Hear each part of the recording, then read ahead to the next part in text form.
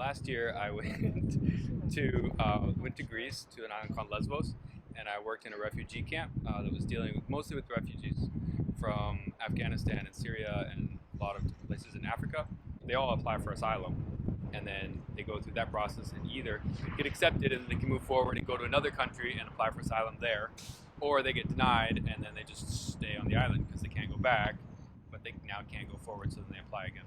I worked with an organization called Eurorelief. When I got there was about 3,000 people, and majority of those were families. So a daily life for a refugee, you'd probably just wake up and then do your breakfast thing inside your tent for your family. That's where you sleep, but that's also where you cook your meals and everything. But it's just a rough place to be because you just sit around all day waiting for somebody to decide your case. There's a lot of different types of people in a quite honestly poor situation because they have literally nothing and they're all living in tents and they're all like cooking their food on the ground. But it was super like humbling to see people, the way that they responded to it and the good attitude that they had. Choosing to be hopeful is probably the best way to put it.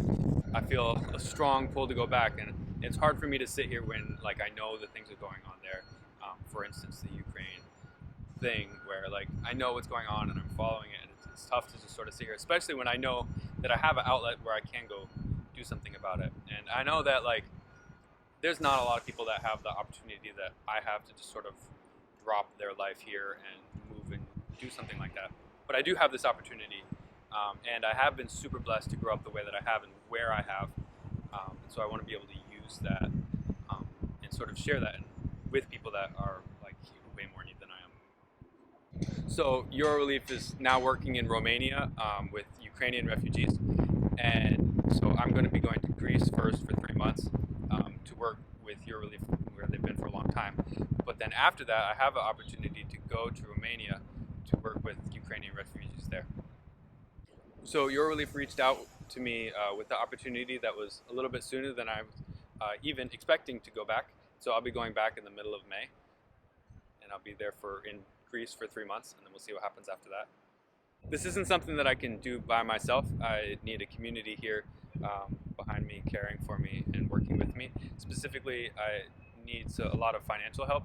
I need $1,500 a month to be able to make this work. That's covering living there and traveling when I need to travel.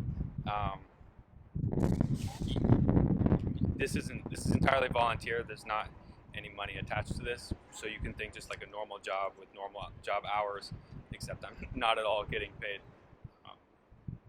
Just so you know, this is not tax deductible. This is all just me. But what you are doing is literally allowing me to do this, and without you I can't do it. And then you are allowing me to care for the people that need help. Evaristo, my friend.